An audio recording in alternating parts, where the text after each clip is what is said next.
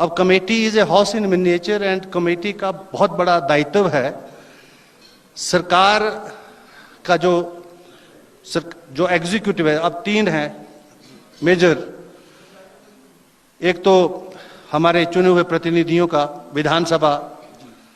विधानसभा से ही कार्यपालिका निकलती है और हम जो काम करते हैं उसको न्यायपालिका देती, और मीडिया के लोग आप समस्त जनता तक इन सारी बातों को पहुंचाते हैं। तो कार्यपालिका कैसे सशक्त हो, और सशक्त करने का जो माध्यम है उसमें कमेटी सिस्टम बहुत इफेक्टिव टूल है। लेकिन अगर वहां पर चुने हुए प्रतिनिधि विधायक कमेटियों में ना आए, या कमेटी की मीटिंग खत्म हो तो हाजिरी लगाने के लिए आ जाएं, और उसमें जो कमेटी की जो वर्किंग होनी चाहिए वो ना हो पाए, तो अल्टीमेटली जो उसका इफेक्ट है वो तो जाएगा, सिस्टम के ऊपर जाएगा। सिस्टम के अंदर जो केयरलेसनेस है वो रहेगी। तो इसलिए कमेटी सिस्टम को कैसे स्ट्रेंथन किया जाए, डिसरप्शंस को कैसे खत्म किया जाए, इन सब 2 विषय जो है इस बार विशेष रूप से चर्चा में आए। जैसे मैंने भी कहा कि डिसरप्शन होनी नहीं चाहिए, अगर बिना वजह से डिसरप्शंस होती हैं तो जो है हाउस चलना चाहिए। और अब ये जो है प्रिजाइडिंग ऑफिसर के ऊपर मुनस्सर करता है किस प्रकार से वो जो है हाउस को उन परिस्थितियों में चलाते हैं। तो ये ऐसे ऐसे विषय जो हैं आते हैं, और ये सारे विषयों का तात्पर्य मात्र इतना सा है कि हमारा जो लोकतंत्र प्रजातंत्र है, जो रिप्रेजेंटेटिव सिस्टम है, the system which we have, this a parliamentary democracy, और पार्लियामेंट्री डेमोक्रेसी में चुने हुए प्रतिनिधि ही एग्जीक्यूटिव को फॉर्म करते हैं इन the shape of prime minister, the shape of the chief minister. वो कैसे मजबूत हो, सशक्त हो, सिस्टम कैसे मजबूत हो, सशक्त हो, यही सारे विषय जो हैं इन जो हमारी जो सम्मेलन होते हैं उनके माध्यम से हम चर्चा में। यदि ई विधान की हम बात करते हैं, हिमाचल में पहली बार यहाँ शुरू हुआ और अन्य जो राज्य के लोग हैं वो भी यहाँ पर आके सीखते हैं, तो अभी तक किन किन राज्यों में ई विधान है ये शुरू हो रहा है, और खासकर हिमाचल प्रदेश में पहली बार इसकी शुरुआत हुई? अभी ये आपने सही फरमाया कि हिमाचल प्रदेश ई विधानसभा में अग्रणी है और हमको देश भर में कोट किया जाता है। और अब देश भर की बहुत सारी विधानसभाएं, ई विधानसभाएं होने लगी हैं। अभी जैसे गुजरात थी वो नहीं थी, अब आ गई है। इसी प्रकार से वेस्ट बंगाल नहीं थी, उत्तर प्रदेश में नहीं था, बड़े बड़े राज्यों में नहीं था, अभी बिहार में नहीं है।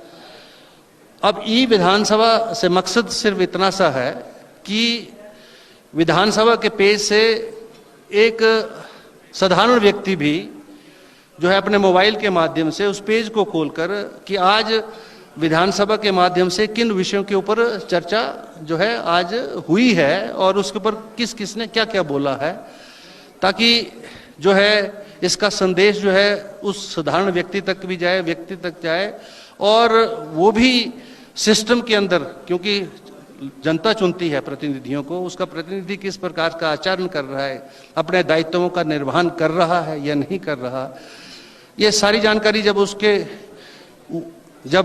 उसको मिलेगी तो निश्चित तौर पर जो कंटेंट ऑफ मैच्योरिटी है in the shape of electorate that will grow, and once the electorate will be wise and mature enough to elect its representative, obviously the system will be the strong. And since I said it is a representative system, and the system should be strengthened, not the persons, not the ideologies.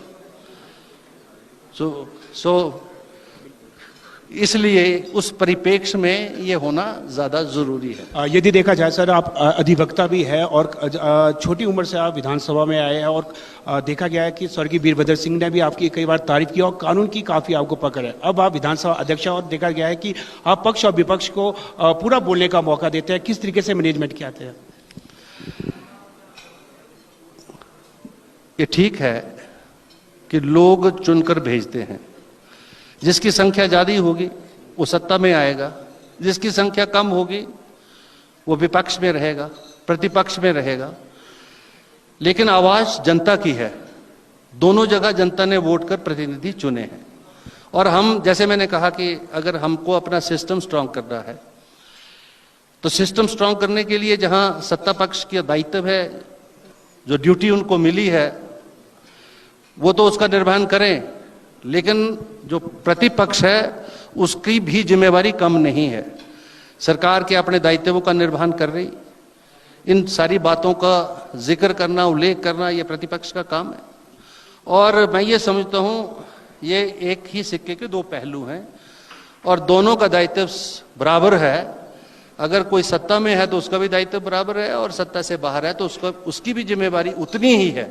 तो इसलिए सत्ता और विपक्ष को पूरा समय मिलना चाहिए और मैं तो इस मत का हूँ कि विपक्ष को ज़्यादा समय मिलना चाहिए, क्योंकि सरकार की अगर जो कारगुजारी है उसमें सुधार करना है तो स्वाभाविक रूप से सत्ता पक्ष के लोग तो उसमें योगदान कम करेंगे, विपक्ष के लोग जो है उसमें ज़्यादा योगदान दे सकते हैं।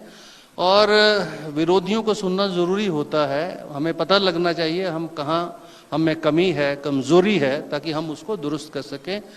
और आई थिंक कि one who is open to the arguments and ultimately you see convince or get convinced is the theory to be a democrat.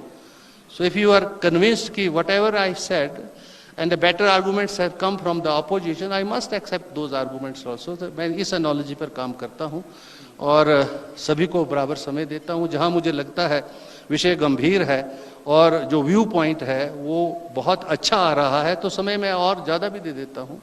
तो ये मेरा जिम्मेवारी है एज अध्यक्ष, जो मैं कर रहा हूँ उसको निभाऊंगा। कुलदीप पटियानिया जी, आपने कीमती समय दिया शिमला मंच को, आपका तहे दिल से धन्यवाद। Thank you very much. Thank you.